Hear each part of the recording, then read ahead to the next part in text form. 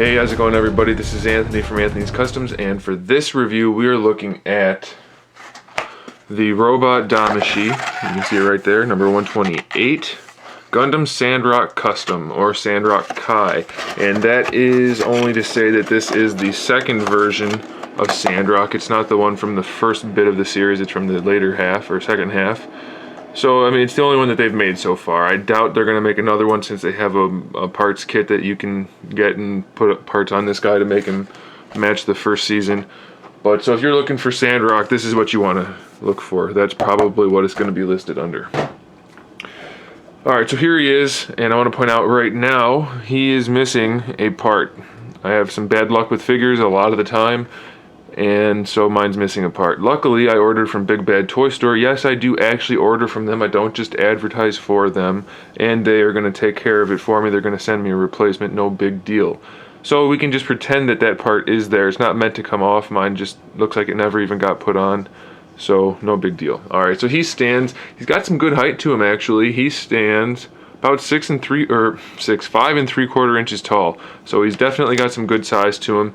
I think, I haven't compared them up close and personal, but I'm pretty sure he is the tallest of the wingsuits. I think maybe Tall Geese 2 or 3 is taller, but I don't really count him. I'm talking about the main Gundam suits.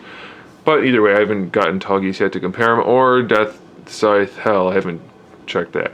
Alright, so let's take a look at this guy. He's got tons of different colors, different composition pieces, as I might say, to make him stand out. He's got all kinds of different colors, different grays and silvers and blacks and gunmetals, yellow, green, red. He's got all kinds of color, more than most of them have.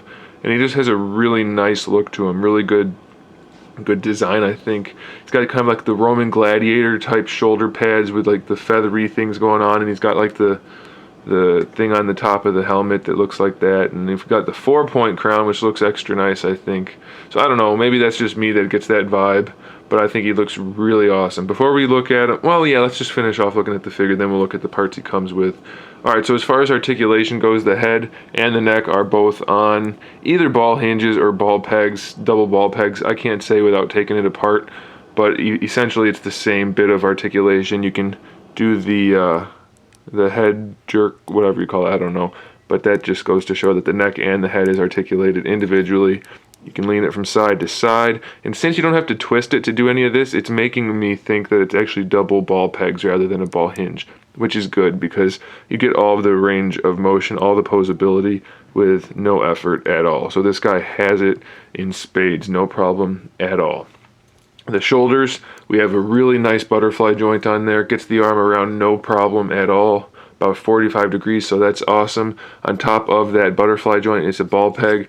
Essentially, it's a ball peg, but you're really just going to get the swivel all the way around. You can lean it a little bit up and down here and there, but you're not going to get a whole lot out of that. The shoulder pad is hinged. You can see that white, gray, white line right there above my finger. That's the hinge for the shoulder pad itself. And then you can see that little silver metallic rivet, which isn't really a rivet. That is the hinge for the actual arm. So again, individually hinged. Unfortunately, you can't get his arm much higher than that just going straight out to the side. You're going to have to do some spinning and whatnot. So that's a little frustrating with these big shoulder pads. You don't really want to see them upside down, but you don't really have a choice in some cases. Alright, you do also have the bicep swivel, right where you can guess it would be, right where it is on all of them. So you have that, you have the double jointed elbow, really good range of motion for that. The hands, I can just show you that real easily. Double ball peg, which is basically what I think is the neck, which is fine. And you get really good range of motion on the hands here, and there's not a huge gap in between the forearm and the hand, so I'm pretty happy about that. As for the torso articulation, we have the ab crunch, where this black part tucks into the white. It doesn't have a huge range of motion, but it is there, and it's enough. It's not great, but it's probably good enough. So that's okay with me. There is no side to side built into the torso. The white part is a solid piece. You can rock it from side to side where the white connects down to the crotch or groin or whatever you want to call that. There isn't a huge range of motion again, but it's probably good enough. You do have a waist twist there, but it tends to bang up against the other pieces. So it doesn't, again, he's somewhat limited in the range of motion in some cases. It does also, that joint where the white connects does give him a little bit extra ab crunch. But again, it's pretty limited. So his torso is not the best in terms of range of motion.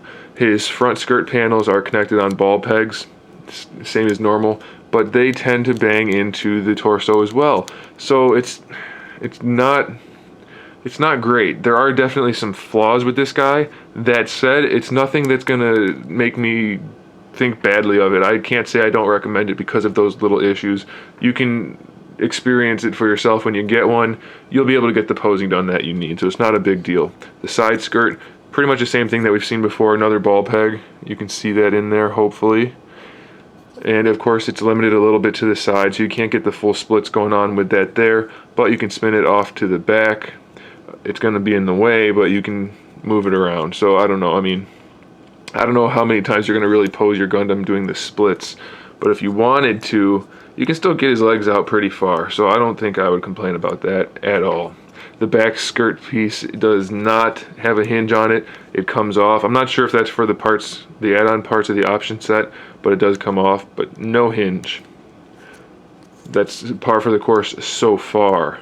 Dun dun dun, foreshadowing. We have ball pegs for the hips. You can see just a gray ball peg sticking into the gray socket. So full range of motion on the hips there. This one is extra tight compared to the other wingsuits.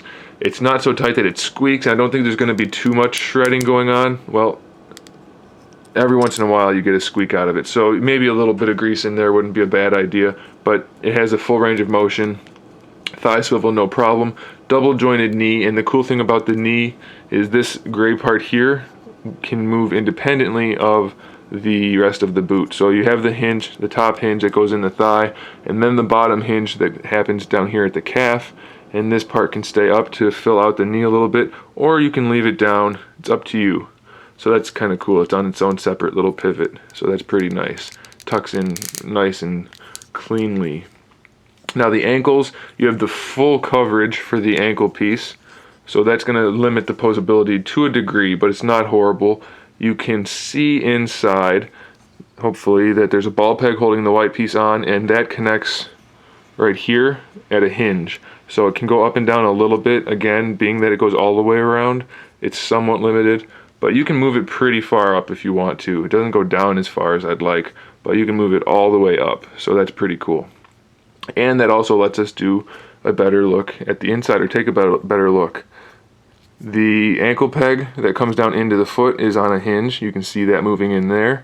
So that gives us the ankle rocker, and that is actually a ball peg. So even on top of the ankle rocker, we have more range of motion. So that's super dandy. And then this piece right here, you can see that main square piece with the little piece on top of that, that is the part connecting to the front of the foot. That has a full swivel on it. I don't really care for that type of joint too much because it doesn't bring the heel with it, but it might help you in some poses, and it does give you the hinge for the toe that goes all the way down and not so far up, but you can still get the foot pretty far up there. So posing for the ankles, though it's a little bit different than some of the ones we've seen before, it should be fairly effective. And I think I am a fan of the ankle guard that covers the whole ankle. So that's the basic rundown for the figure itself. Let's look at the accessories. Almost forgot my handy dandy knife.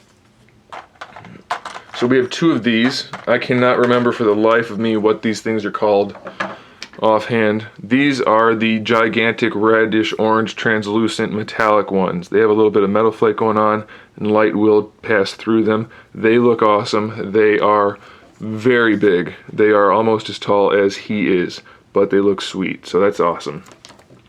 Then we have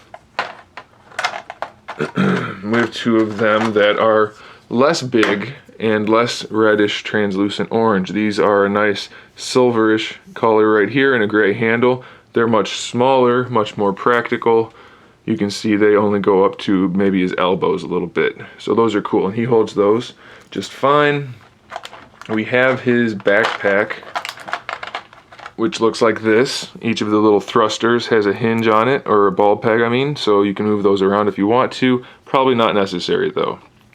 Alright, while I have this here, I can show you that I haven't checked. I don't think that peg will work for one of the stands, but they do give you this, which I think that's actually a little bit of a smaller opening. It's really hard to say. It might be the same. I think they might just have the extension there so that it's not so close to the body, and that's how you can put the stand on. And if you'll notice, that little gray piece has a clip there that this piece has, and that is because this piece clips into his back, okay? Which makes sense. So everything's hunky-dory. That's if you want his backpack to be on his backpack. You can connect either of the accessories, either set of them, right in there, and they connect to his back, and there's a hinge. We'll get into that in a second, why there's a hinge. But if you don't want it on his back, if you want it on his forearm, you can pop this off using that hinge, and you can connect you can connect this piece to his back using that little clippy tab, and that will give him the display stand accessibility right there. And that's because this is not only meant to be his backpack. You can take this piece off, which just slides in, so that comes off. This piece pulls out away from, if it was on the figure, away from the figure, tabs in pretty tight, but it does come off. That tabs in right there, and this can snap into his arm. And you're probably wondering, if you haven't watched the show, why would I want to put that on his arm? What is it, a gun? Not really. I don't remember. Maybe he used it as a gun. I'm not sure. But what you do now is you can put these things on here. You can use the red ones if you want to. I prefer the silver ones, and have him hold the red ones in his hand. So you have these on there, and that's cool. He's got this weird shaped thingy with blades, and it has the hinge, but it's not done being cool. You also get this. Whoa, earthquake. You get this, which is a really cool looking Cobra shield blade thingy. I don't know. I don't remember what he really used it for. I think he hooked into somebody with it, but I might be mixing that with Ultron or Shenlong. Anyway, this has a little spinny piece here, so you can adjust that however you want to. I like it just like that. It fits best that way, and you just peg that in or tab it in right there, and he's got this really cool weapon for his hand there. So that's what that's for, and these, like I showed you, are articulated. So that's pretty snazzy, and you can, let's show you, you can leave it on his back like that if you want to, but you're not going to be able to use, oh, you know what? I screwed up. That's how it goes on his arm. You have to fold this piece up, and that gives him better, it fits in his hand better and sticks forward more. So that tabs into his hand, and that comes forward more. My bad. It works either way, though. Alright, so fold that back down, and then you can put it on his back, and you can put the shield on his back too, and it looks extra cool, like that. I don't think you can get the